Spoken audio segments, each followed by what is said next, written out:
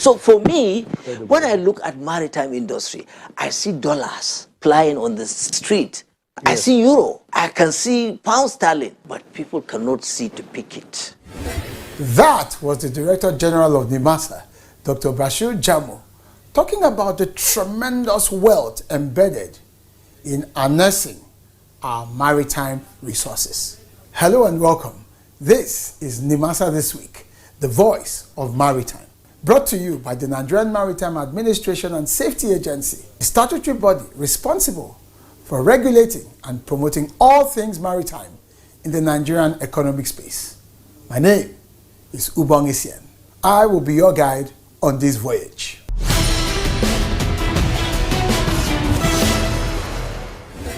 My name is Margaret Orakusi, Chairman, Ship Owners Forum of Nigeria, a fisherwoman.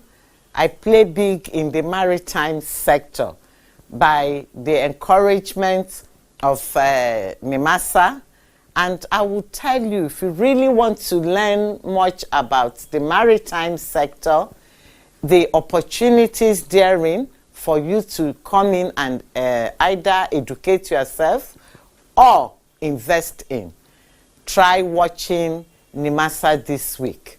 This is the voice of maritime. Stay tuned.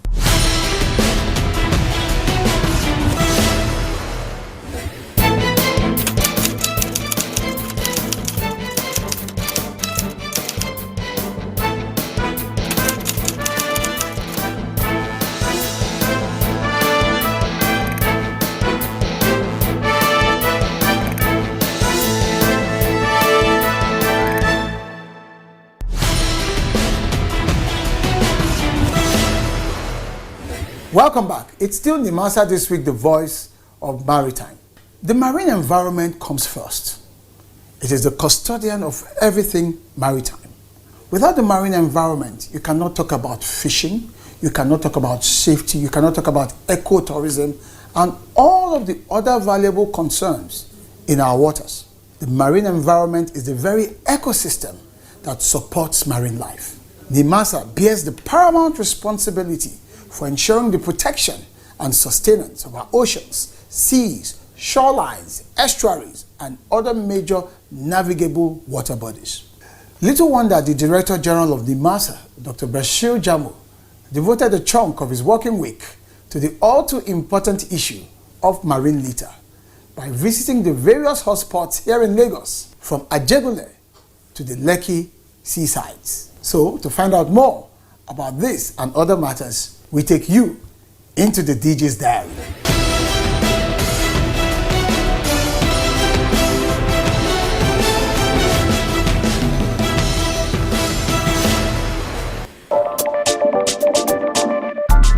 Marine litter, also known as marine debris, is a human-created waste that has deliberately or accidentally been released in a sea or ocean.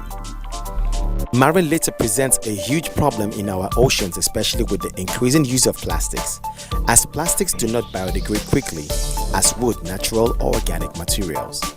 The UN in 2017 estimated that by 2050, there will be more plastic than fish in the oceans if substantial measures are not taken. Marine litter poses a serious threat to fish, seabirds, marine reptiles, marine mammals, as well as to boats and coasts. Dumping, container spillages, litter washed into storm drains and waterways, and wind-blown landfill waste all contribute to this problem. Having newly engaged and employed marine litter marshals in an effort to keep tabs on marine litter and debris, the Director General of NIMASA, Dr. Bashir Jamo, took an assessment tour of some of our waterways and channels that has heavy concentration of litters to get a first-hand assessment of the situation. You know, we have just employed our marine litters marshals, and year after year we're spending billions in trying to maintain our waters. These marine litters, which can be poisonous to our fish, it ends up on our tables and we eat it, and it can become an issue and problem to us. So what we want to see is to try and monitor the areas we have prevalence of these marine litters and water hyacinth to see how we can manage it in terms of eradication of these litters. So we are here now for on-the-spot assessment to understand all these things. And at the end of our tour, we will be able to tell Nigerians that this is what is happening and this is the implications. We try to change the culture.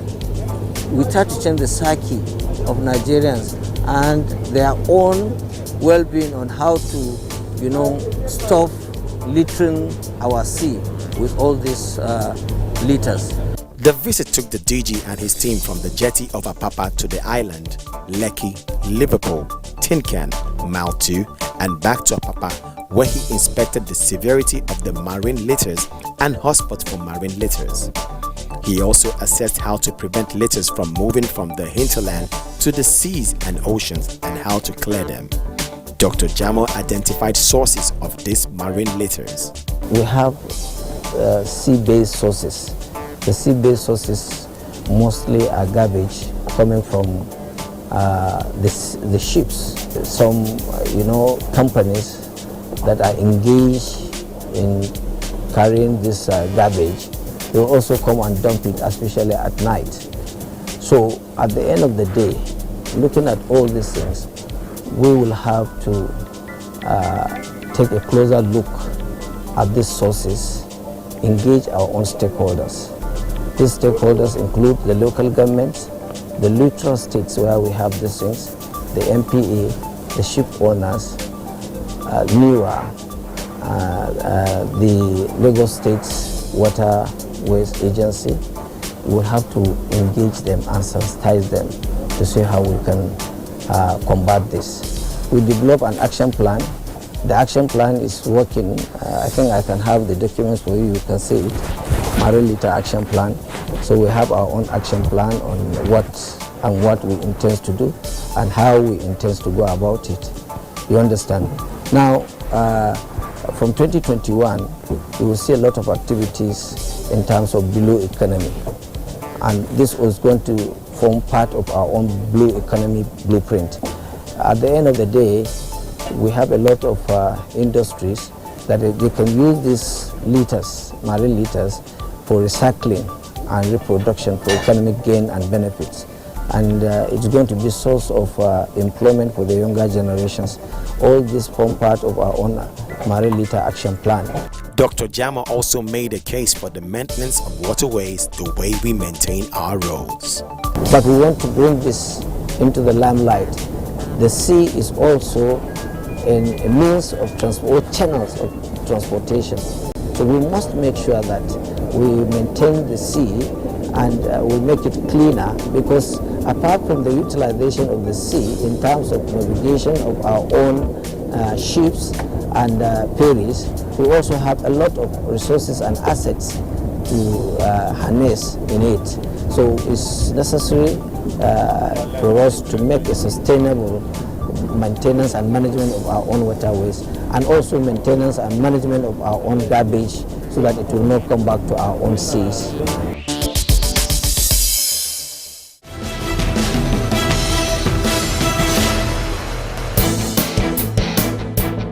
In a strengthened resolve to tackle security challenges in the maritime domain, the Director General of NIMASA, Dr. Bashir Jamo, held a virtual meeting with the Interregional Coordination Center (ICC) and maritime industry stakeholders in the Gulf of Guinea.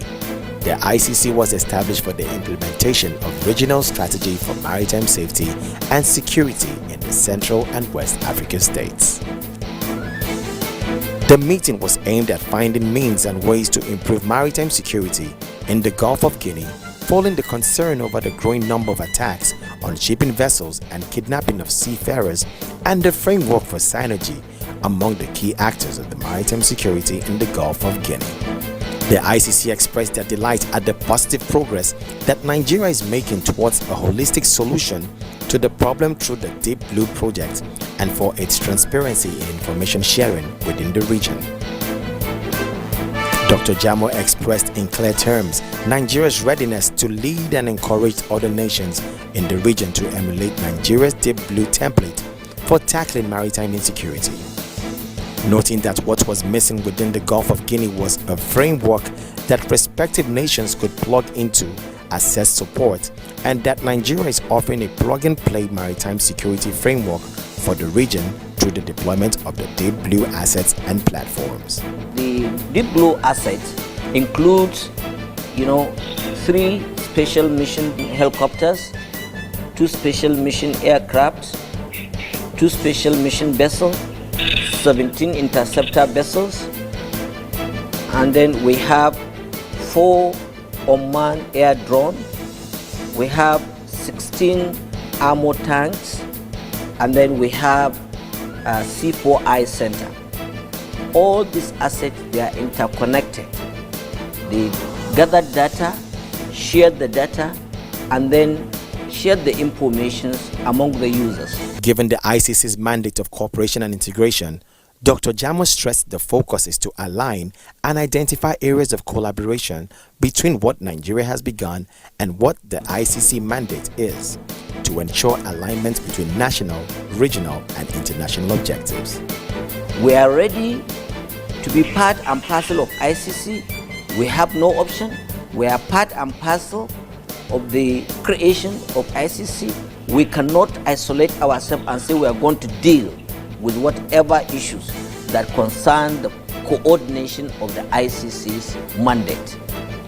Definitely, we will have to be actively involved with ICC. At the meeting, stakeholders were of the view that the Nigerian Deep Blue initiative and the ICC mandate could be combined with the support of the maritime stakeholders. Nigeria and the ICC could co-chair the proposed framework by developing the terms of reference and implementation plan for an established leadership in the fight against sea criminality.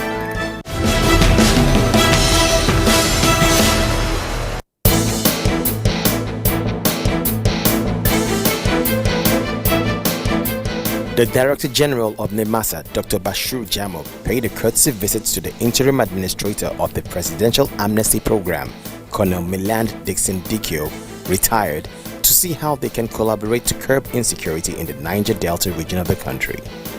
The DG informed them of the NIMASA maritime security assets coming on board under the Deep Blue project, with about 85% of the assets underground.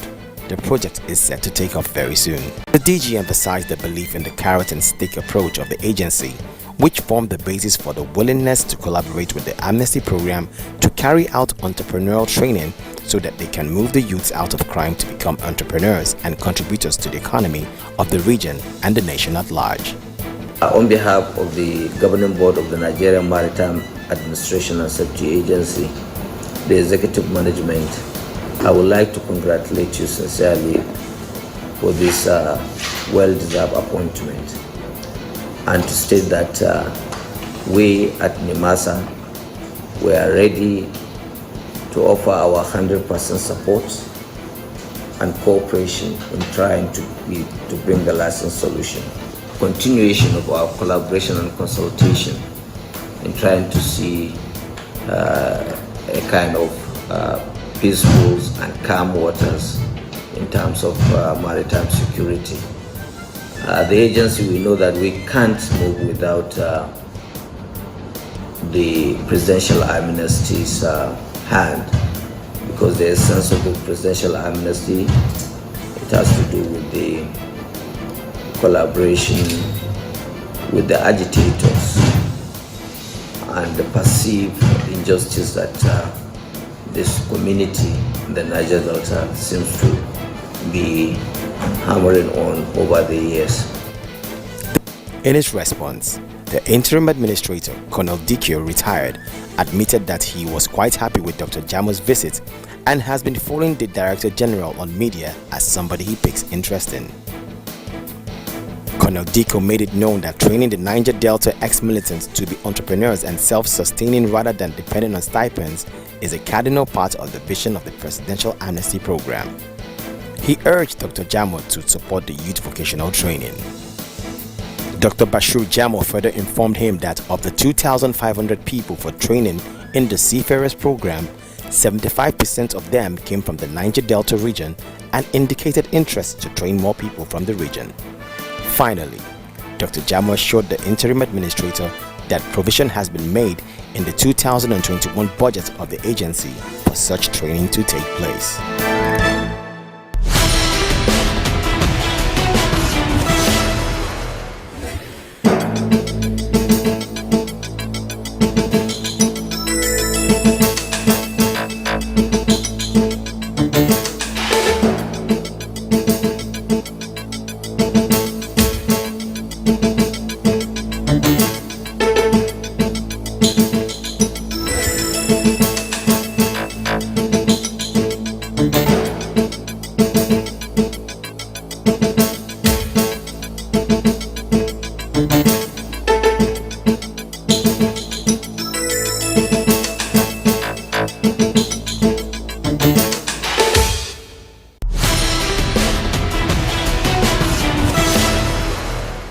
Welcome back. It's still NIMASA This Week, the voice of maritime, and we are introducing for the first time a very important segment, Know Your Conventions. NIMASA is a signatory to all of the various conventions of the International Maritime Organization, the IMO, which NIMASA has ratified and is currently domesticating within the country.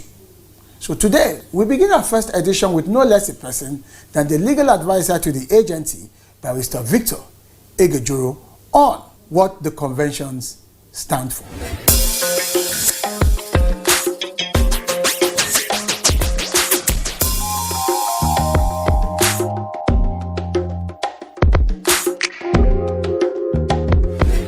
Conventions are generally international treaties or agreements between two or more countries on specific issues stipulating their rights and obligations. Under the United Nations, you have several conventions which cover several issues relating to health, sports, transport, aviation, maritime, and all other aspects of human endeavor. And under the United Nations, you also have a convention that relates specifically to the maritime sector, and that is called the International Convention on Law of the Sea, UNCLOS. And this we call the actual super convention or the ground norm with regards to maritime conventions. States become parties to conventions by acceding to the conventions first and foremost. When they accede to the conventions, they go ahead and ratify these conventions. Upon ratification, that means the conventions are binding on the states. And for states to actually implement these conventions, they need to domesticate the conventions in their local laws. They domesticate them through their national process by either adopting the entire text of the convention into existing laws or into new laws. That is the way conventions are domesticated or adopted in states. In other maritime, you have the International Maritime Organization. The International Maritime Organization is that specialized agency of the United Nations that is in charge or responsible for maritime safety, the safety of navigation, maritime security, marine environment management, and of course facilitation of maritime traffic. All these responsibilities. Under IMO, you have so many conventions. For instance, you have the International Convention on Marine Pollution, which is referred to as MAPOL. You have International Ship Safety Management Code. You have STCW, the Standard of Training, Certification and Watchkeeping for Seafarers. You have the FAL Convention, which is International Convention on Facilitation of Maritime Transport, amongst various others.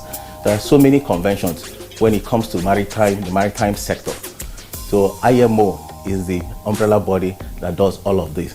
And then when you come down to the states, states are the member states, the states that have ratified, the states that have probably domesticated. These conventions are member states, especially upon ratification, you become a member state. These states, like I said earlier, domesticate these laws, these conventions into their local laws. For instance, in Nigeria, most of the provisions of the Merchant Shipping Act of 2007 come from these international conventions earlier mentioned.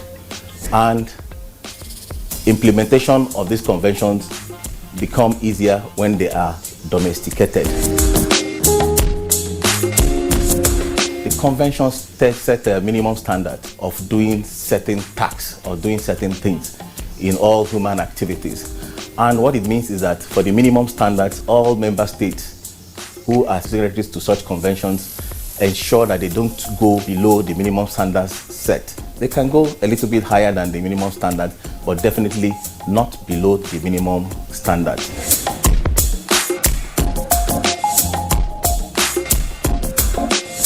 The maritime administrations are basically like mini international maritime organizations. For example, in Nigeria, you have the Nigerian Maritime Administration and Safety Agency, which is usually referred to as the apex maritime industry and maritime administration in Nigeria. The responsibility of the agency includes maritime safety, marine environment management, maritime labor, maritime security, and several other ancillary responsibilities, all actually keyed towards achieving or implementing these international conventions. And some of these responsibilities are actually provided for in our relevant local laws, which includes the Merchant Shipping Act and the NIMASA Act.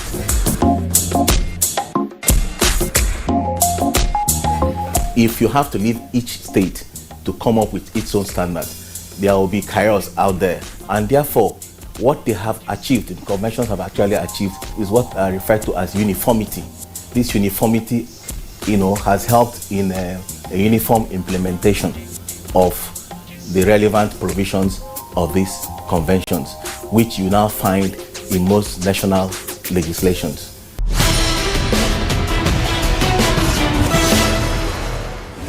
I am Prince Adewale Adeyanju, President General of Maritime Workers Union of Nigeria, and you are watching NIMASA This Week, the voice of maritime. Stay tuned.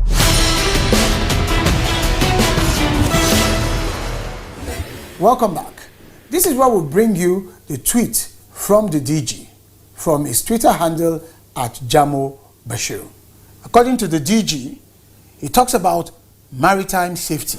In his words, we have revised our #Maritime Litter action plan at NIMASA Official and have begun reaching out to critical stakeholders to clean up our waters. Earlier today, I inspected hotspots in our marine environment, from Ajegule to Lekki, with our marshals. All hands on deck. As always, you can continue this conversation with the DG of NIMASA at his Twitter handle @Jamo Bashir. Likewise, using our official handles, all at NIMASA Official. Additionally, you can visit our website to follow up on what the agency is working on week. Remember, the hashtag remains the voice of maritime.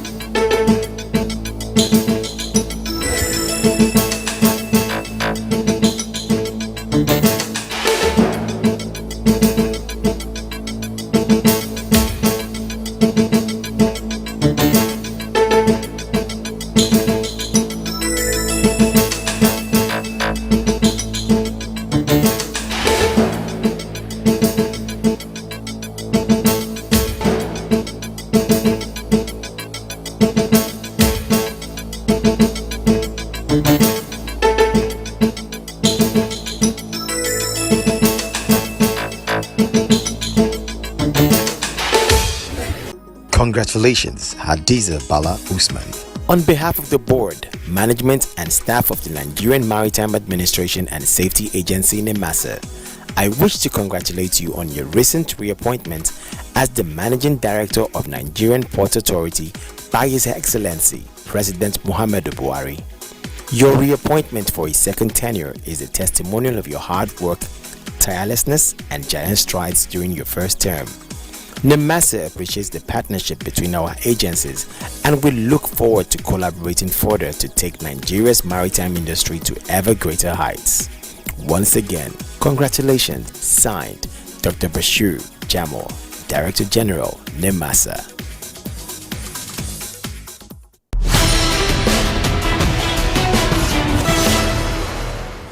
Thank you for spending your time with us on NIMASA This Week, the voice of maritime. My name remains Ubong Isien. Till I see you next time, remember the words of Rick Riordan: the sea does not like to be restrained. Bye for now.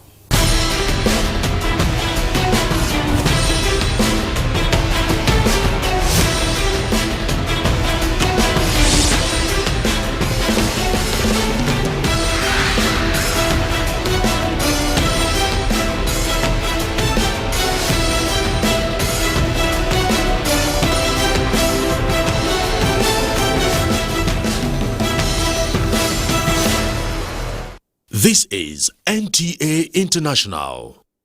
Do you know that 35% of every girl child and women are raped on a daily basis? Some are killed in the process, some take their lives in shame, others remain emotionally dead for life. It is sad. This culture is not ours, definitely not African. How did we allow bad culture to infiltrate and take over?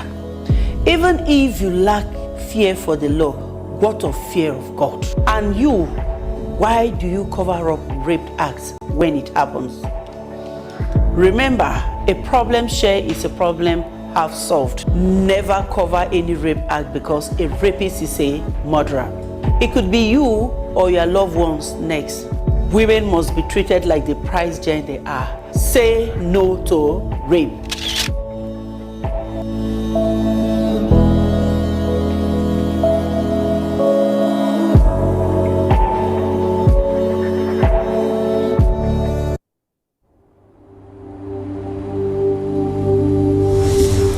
For now, the best and most efficient way to avoid getting